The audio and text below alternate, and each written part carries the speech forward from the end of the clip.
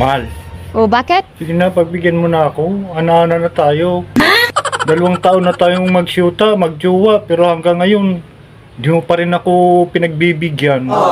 Ay, naku, ayaw ka na naman sa hirit mo na yan eh. Kung gusto mo, magpaalam ba kay daddy andun sa kwarto, tingnan natin kung papayag siya. Sige, magpapaalam ako ha.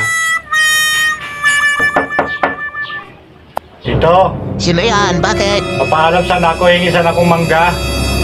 O sige, walang problema doon. Kesa sa mabulok yan. O di sige, kainin mo.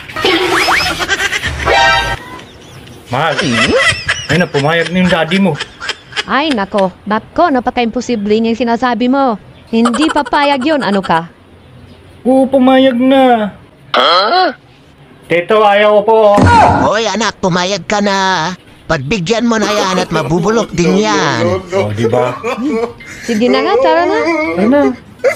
Dito tayo sa kabilang kwarto. Ali! Huli ka na, tara na.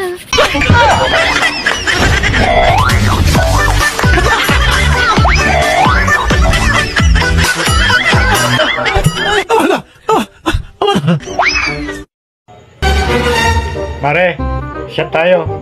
Halika, isang shot lang. Ay, ayaw ko pare. Hindi ako pwede dyan. Bakit ayaw mo? Isang shot lang naman eh. Ayaw ko nga pare, at masamang ipikto niyan sa legs ko. Baka kung anong mangyari. Bakit? Bakit masama sa lips mo? Nangihina ba lips mo? Hindi naman, pero bumubuka ka eh.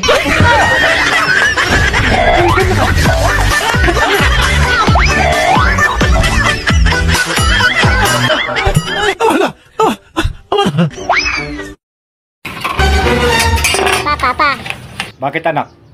ano po ba ang tawag doon sa nasa pagitan ng hita ni nanay? Ha? Yun yung paraiso anak. Parang ano naman ang tawag doon sa nasa pagitan ng hita ninyo? Ito naman yung susi ng paraiso. Yung pala yung tawag dyan, susi ng paraiso.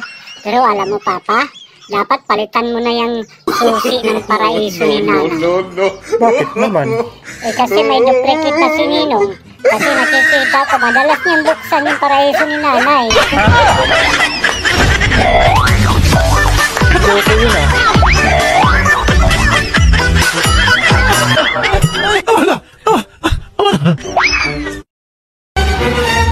Anak, maghihiwalay na lang siguro kami ng nanay mo.